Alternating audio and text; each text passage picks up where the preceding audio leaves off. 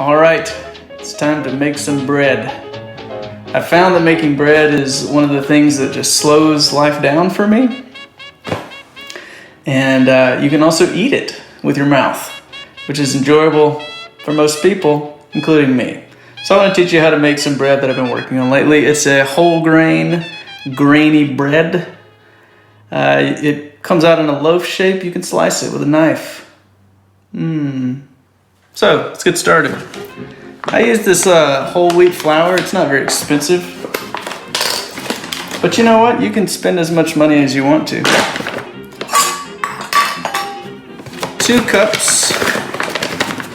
2 cups of whole grain flour. By the way, my brother made this bowl. He's a potter. So I'm making bread in a bowl that my brother built. It's a lot of alliteration. I hope you like that. Also, you will need about 1.5 cups of just regular flour, regular all-purpose flour. So there's 1 cup. And there's about 3/4 cup. Did I say 1/3 cup? I meant 3/4 cup, obviously. Then, one of the great things about this bread is that you just mix all the dry ingredients and then you add some water, and it's super easy. Instead of sifting, I just kind of use a whisk to whisk the flour. It's a little easier. Let's see, what do I need now? I'm gonna put fast-acting yeast. It's so fast. I'm gonna use these scissors. Now these are just common utility scissors. You can find them in a lot of different places on Earth where we live, you and I. I'm not saying that just because you're watching this video that you're necessarily from Earth. You may not be, and I don't want to exclude you. I'm just saying for most people on Earth, fast rise yeast. That means that you don't have to let it rise multiple times. That would be such a hassle. Just pour that right in there. And then I put a tablespoon of sugar in the raw.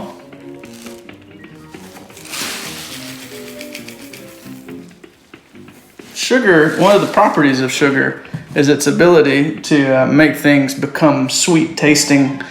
So I like the sugar. It adds a little bit of sweetness. And then, this is another element. I don't know if it's technically an element on the periodic chart. Probably not. Maybe sodium. This is salt. You've probably heard of it. You should be able to find some around your house. I use about again, a tablespoon of salt. I put that on top of the sugar so that they can help each other. They're teammates in the game of bread making. And then I put another favorite of mine, which is cinnamon. Cinnamon. It's so good for you. I put probably a teaspoon of that. I just like cinnamon. Adds a little bit of, you know, that cinnamon flavor. What else? I also like to put these here sunflower seeds. Sunflower seeds aren't actually made from the sun itself. Indirectly they are, actually, because plants absorb sunlight and convert that into food, which then turns into the things they produce, like sunflower seeds. So in a way, these sunflower seeds are made out of sunlight. So you'll be eating sunlight. That should make you feel great and energetic. But I like nutty, grainy breads a lot. Also, I like to put Quaker oats. The main reason I choose Quaker oats is because of the friendly guy on the cover. He just I don't know who he is, but this guy, you can trust him, right? You can trust that face. He's so friendly and welcoming. It just makes me want to add oatmeal to my bread. So I do. What else? We're getting pretty close. Sometimes I put flax seed. Sometimes I even put a little bit of coffee. But I'm not going to do that today. I'm just not. Don't hassle me about that. One more thing I want to put. This is one of my favorite things in the world, is nutmeg. I really love nutmeg. And I got this little grinder because growing up, my mom always had this hanging in the kitchen. And it's got a little secret compartment in the top that holds your nutmeg seed. Like a spy. It's like a spy nutmeg. And then you just grind it. I don't want to ask you to grind more than you're comfortable with. But I'm comfortable with quite a lot of nutmeg.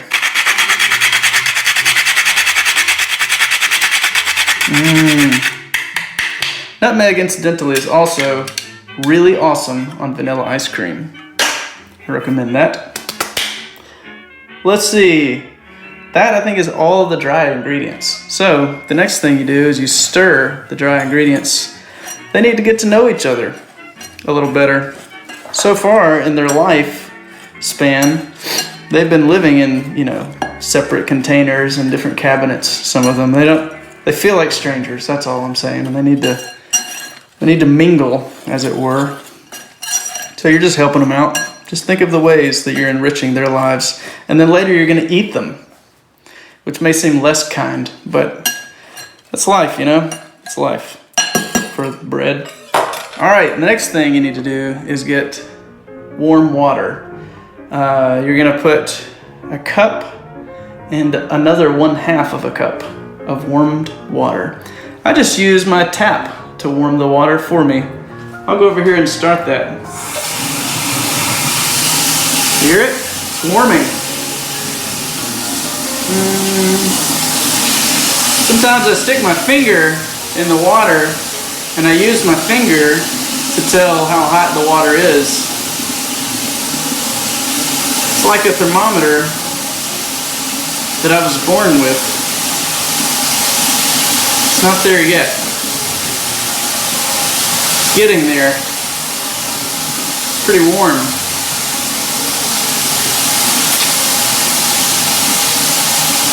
That ought to do.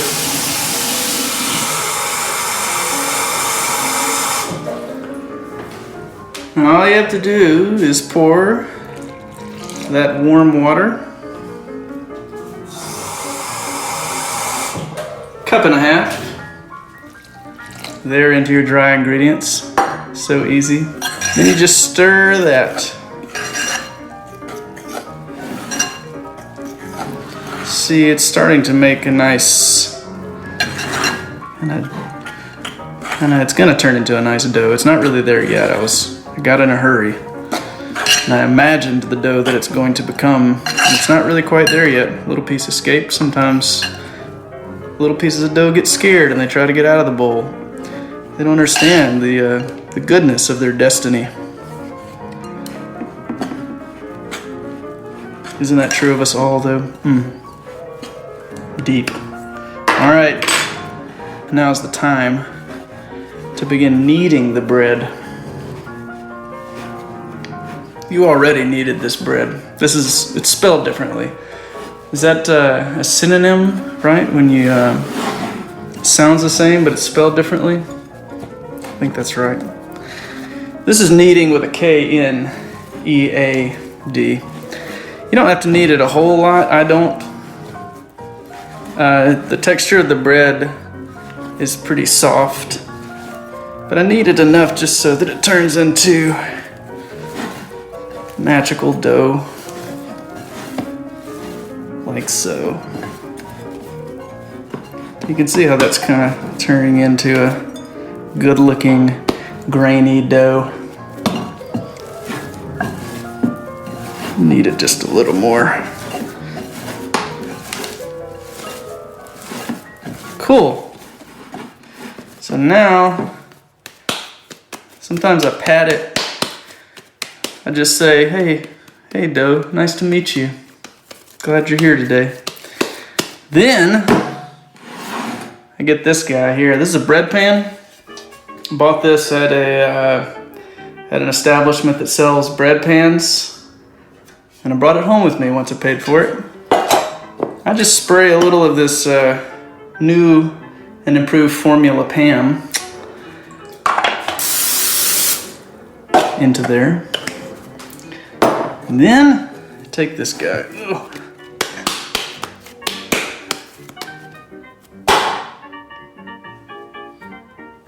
And I like to kind of smush the bread into the pan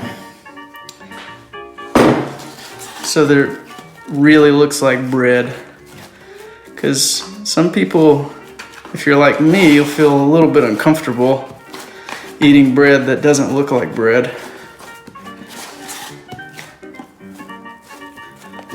It can be scary, it can be traumatic actually. It's not what you want. All right, so there it is. It's in the pan.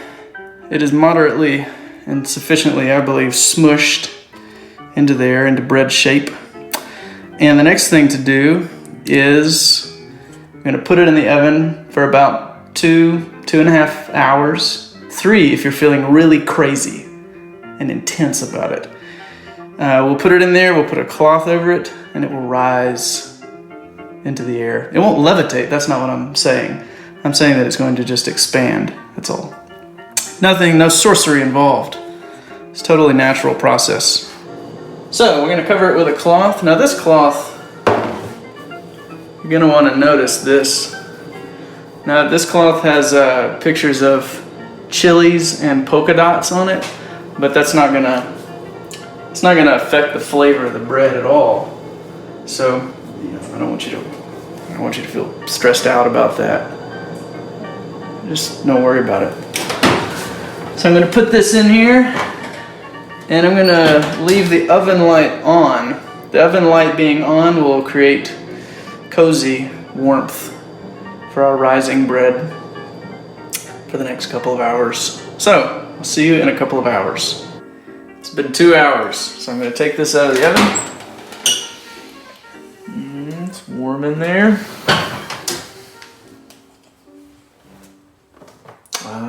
Look at that. So it has risen out of there. Looks good.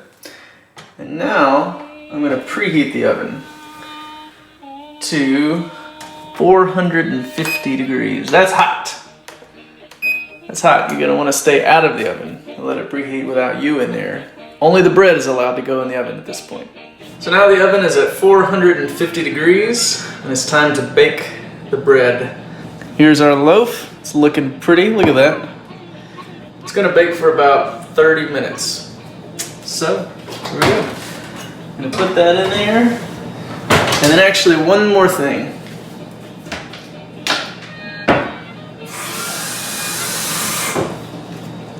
I have a little pan in the bottom of the oven, a little brownie pan, and I just pour water in it. And it was in there while it was heating up. I don't know exactly why, but apparently it's a good idea to have the hot water in there while the bread is cooking. So I do it because it's the right thing to do.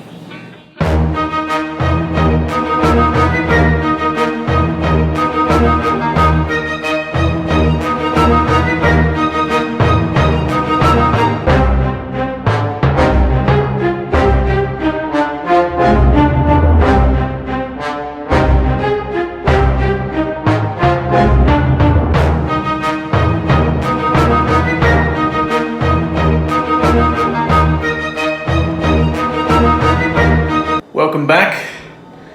It's been a galactic battle of bread. You may have noticed that. The bread is now out of the oven, and here it is. Isn't that beautiful? Now it doesn't make a really thick loaf.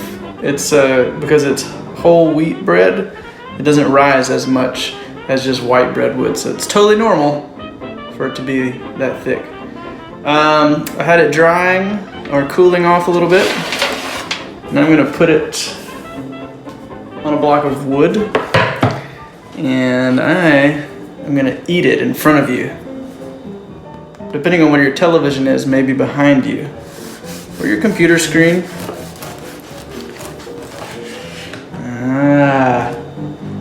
see that? It's still warm. Yeah, and of course what it needs is butter. I really love butter. I love to put butter on stuff that I eat. And also, in addition to butter, I'm gonna put some honey.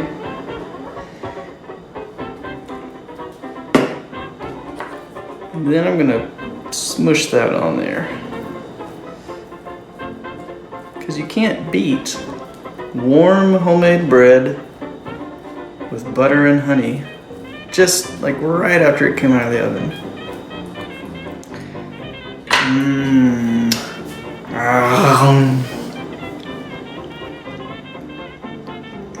Man, it's so good. It's good bread right there. I like it. I hope that you like it.